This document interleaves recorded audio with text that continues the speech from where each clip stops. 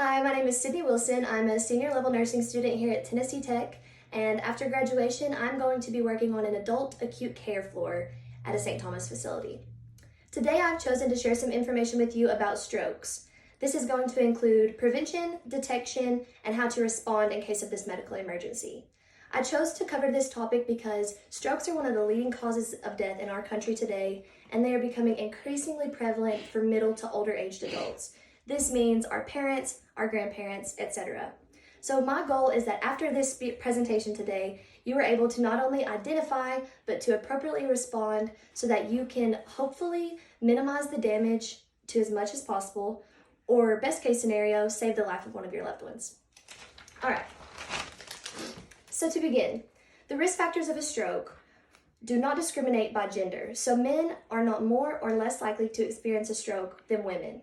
However, once you reach the age of 50, your chances of having a stroke double. Your chances also drastically increase if you smoke, have high blood pressure, or high cholesterol. All three of these risk factors can be controlled by a healthy diet and adequate exercise. All right, so there are two main types of a stroke. This is going to include an ischemic stroke, which is the most common by far. This is 85% of stroke cases. And an ischemic stroke occurs when you have a plaque buildup in one of your arteries. This could come from the high cholesterol. And what happens is that when this completely blocks off your artery, you are no longer able to receive blood to the tissue past that point. And when this happens in your brain, this will cause total paralysis down one side of your body. And that is the opposite side of wherever the stroke is occurring. And again, that is 85% of cases are these ischemic strokes. Now, there's also a hemorrhagic stroke. And with a hemorrhagic stroke, you can think of it as a burst blood vessel. And this could potentially happen if you had high blood pressure or hypertension. And if you are having too much pressure in that vessel, it could simply burst, and then all of that blood in that enclosed space in your head will again cause the one-sided paralysis. All right, now the biggest thing with a stroke is the time. It only takes 4 minutes without oxygen for the tissue of your brain to begin dying. So it is very, very important to be able to detect these signs that I'm about to talk about so you can respond as rapidly as possible. Now getting into the signs and symptoms. The acronym that we're going to be working with today is FAST. So with F, we have facial drooping. So you would ask, can you smile for me? So as you can see, she has weakness on one side of her face, only one side. So we can be led to assume that the stroke is happening over here. Thank you. Our next letter, A, is going to stand for arm weakness. So you would ask your patient or family member, can you raise both your arms for me? As you see, one side is noticeably weaker. And again, this is one of the classic symptoms of a stroke. Another way to ask this question would be to phrase it, can you grip both of my fingers and squeeze?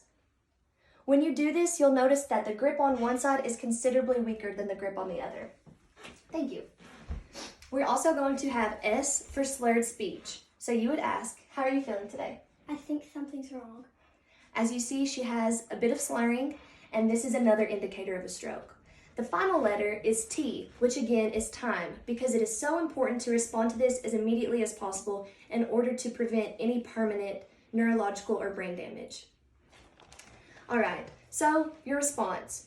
Your short-term response should be to immediately call 911. Again, you want help there as quick as possible because time is of the essence.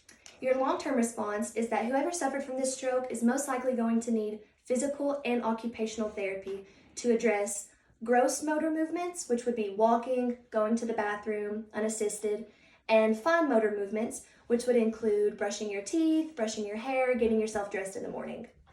The patient may also need to be on a soft or pureed diet for likely the remainder of their life because, again, the paralysis in the face is going to alter the way that this person chews and is able to swallow their food.